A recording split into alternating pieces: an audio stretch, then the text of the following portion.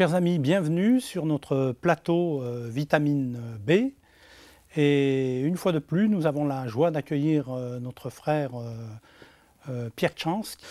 Et aujourd'hui, nous allons essayer d'analyser un petit peu les conséquences de la peur. Est-ce qu'il y a des conséquences qui, finalement, nous conditionnent et nous mettent dans des états... Évidemment. Oui. Évidemment. Quelles sont les conséquences de la peur? Il y a certes une hiérarchie des conséquences. Toutes les conséquences sont finalement quand même assez importantes, mais dans cette hiérarchie, il y en a une majeure, c'est la fausse perception des événements. Ça, c'est une des conséquences majeures de la peur. On ne voit plus les événements dans la réalité, on les voit sous une autre forme. Donc on passe de la réalité dans un domaine imaginaire qui peut s'étendre... On passe dans le domaine de l'imaginaire qui est toujours connecté à la réalité, mais on ne voit plus la réalité telle qu'elle est effectivement. Elle déforme l'image. Elle déforme l'image de la réalité. Or, j'ai entendu dire que certains mystiques disaient qu'il fallait s'approcher de plus en plus de Dieu afin de pouvoir être comme lui, de voir le monde avec les yeux de Dieu. De voir le monde avec mes yeux ne me fait pas voir le même monde tel que Dieu le voit. Je vous regarde d'une certaine manière, mais Dieu vous voit encore autrement. Oui, c'est-à-dire qu'il y a des dimensions qui nous échappent à nous humains et qui sont perceptible à Dieu. Effectivement, et l'imaginaire peut travailler. Voyez-vous, par exemple en Égypte, il y a eu une période où il y avait eu quelques attentats contre des touristes. Et pendant pratiquement 2 ans, le tourisme avait cessé en Égypte. Alors, sur la base de quelques attentats, c'est vrai qu'ils étaient horribles, ces attentats, et beaucoup de Suisses y ont perdu la vie. Mais sur la base de ça, on prend la décision de ne plus jamais y aller. On a une perception de l'Égypte que maintenant, c'est dangereux d'y aller. On ne peut plus prendre le train. Or, il m'est arrivé d'aller justement en Égypte à une époque où il n'y avait plus aucun touriste, et c'était une époque idéale. Je n'ai pas vu de terroristes, il ne s'est rien passé. Et encore une fois, c'était idéal parce qu'il n'y avait plus de file d'attente nulle part. Mais cette programmation des esprits par rapport à des événements qui se passent, se fixer sur quelque chose de ponctuel et de le tenir pour définitif est dangereux. Cette fausse perception des événements, en anglais, vous savez qu'en anglais, peur se dit fear, F-E-A-R. Et il y a un acronyme qui dit de fear, false evidence appearing real, fausse évidence apparaissant réelle. Voyez, c'est tout ça, la fausse perception des événements.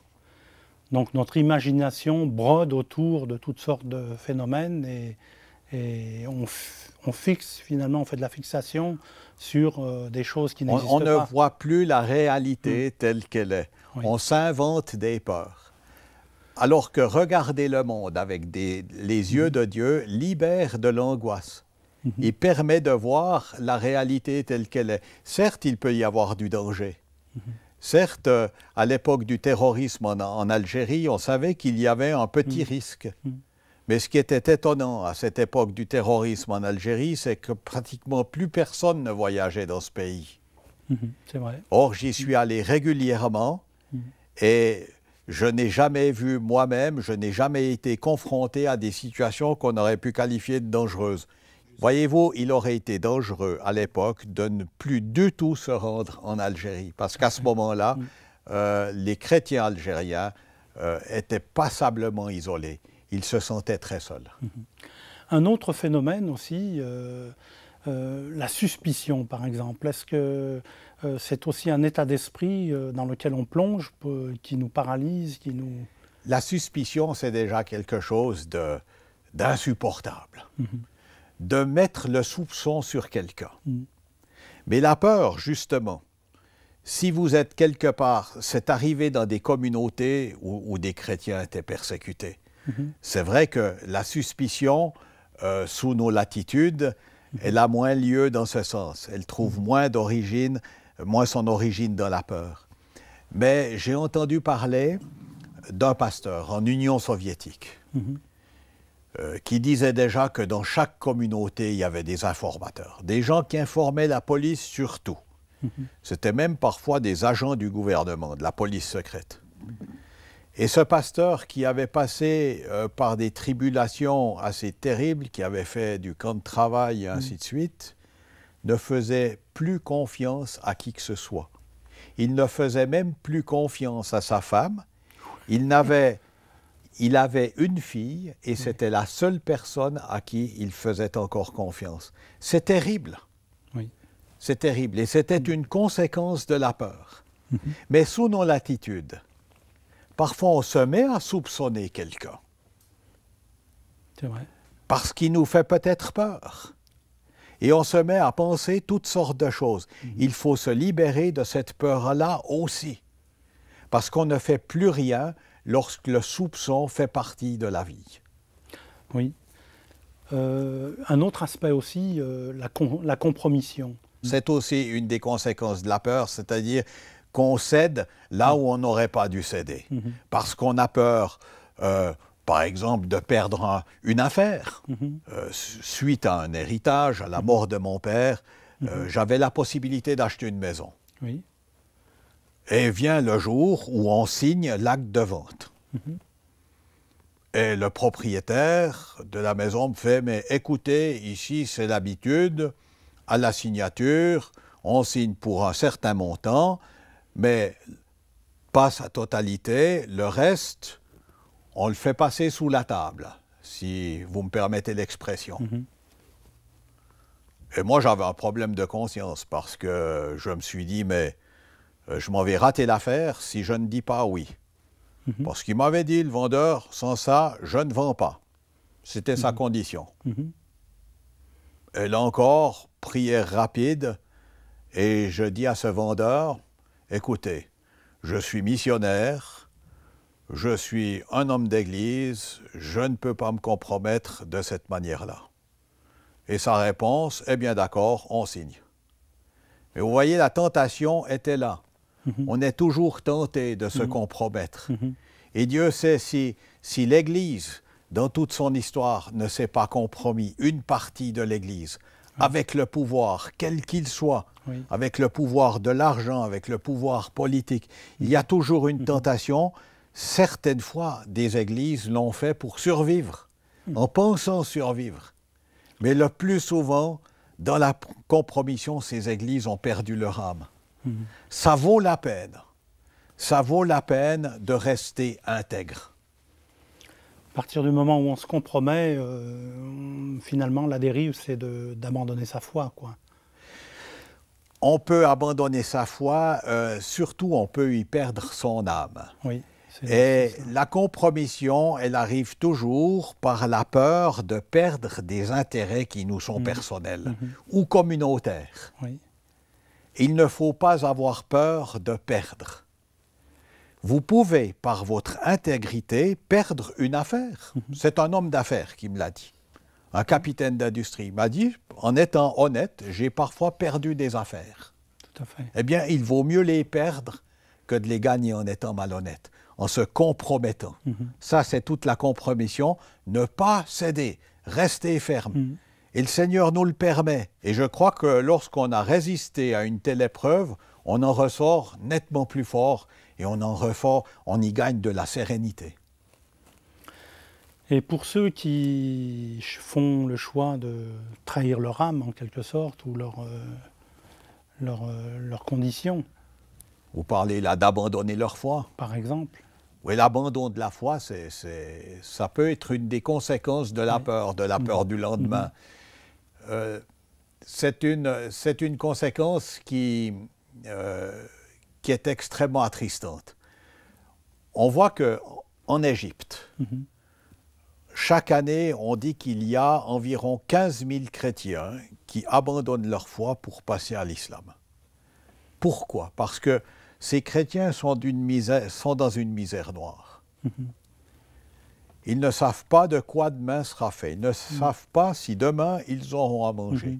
Et tout à coup, voilà, on leur offre quelque argent, on leur offre de quoi subvenir à leurs besoins, à condition qu'ils changent de religion. Et il y en a qui cèdent. Personnellement, je ne m'en vais pas juger ces gens, parce que nous, chrétiens, nous avons le rôle de les aider. C'est notre rôle de les aider afin qu'ils ne cèdent pas. Mais toujours est-il qu'il y en a qui cèdent par rapport à des tentations comme ça, parce qu'ils sont dans l'indigence, ils n'arrivent pas à survivre et ils abandonnent la foi. C'est déprimant, mais c'est comme ça. Mais encore une fois, il y a une porte de sortie, il nous faut les aider. Oui. Et en quelque sorte, ils font passer le temporel avant le spirituel, quoi. Ils voient les intérêts de ce monde. Exactement. Oui. Et cet exemple que j'ai cité de l'Égypte, ça peut très bien avoir lieu ici. Oui. On ne témoigne plus parce qu'on a peur pour son travail. Et ne plus témoigner, c'est finalement s'affadir, c'est finalement faire mourir cette flamme qui est en nous. Quel conseil donner à toutes ces personnes qui, pour un intérêt matériel finalement, trahissent en quelque sorte la foi qu'ils... La trahison. Oui. Vous parlez de la trahison. La trahison, par quoi est-elle motivée? Souvent par des intérêts personnels. Mais elle peut aussi être motivée par la peur. Oui. Mais pas uniquement la peur. Mais là, celle qui nous intéresse, cette trahison, c'est celle qui est motivée par la peur. Je dois dire que dans mon ministère de près de 30 ans auprès de chrétiens persécutés, je n'ai jamais rencontré personnellement quelqu'un qui soit devenu un traître. Mais cela ne veut pas dire que ça n'a pas existé. Oui. Si vous prenez l'histoire des Balkans, là encore, il faut retourner à l'histoire de l'Église. L'histoire de l'Église nous apprend beaucoup. Dans les Balkans, il y a eu la conquête par les Ottomans, qui étaient musulmans. Et lors de ces conquêtes, par exemple, dans les familles, on venait prendre les garçons d'une famille. C'était le devshirme. Ça veut dire qu'on les enlevait de leur famille, le ramassage. Devshirme veut dire ramassage. Et on en faisait des guerriers musulmans, qu'on appelait les janissaires, qui étaient les guerriers les plus redoutables. Eh bien, dans l'occupation des Balkans, certains, surtout ceux de nobles de famille qui avaient peur de perdre leurs intérêts et leurs prérogatives de nobles, ont passé à l'autre religion, à la religion de l'occupant, et c'est devenu les pires ennemis de l'Église. Pierre Chance, merci pour toutes vos explications sur les conséquences de la peur. Dans notre prochaine émission, nous verrons comment dominer la peur. Merci et à une prochaine fois.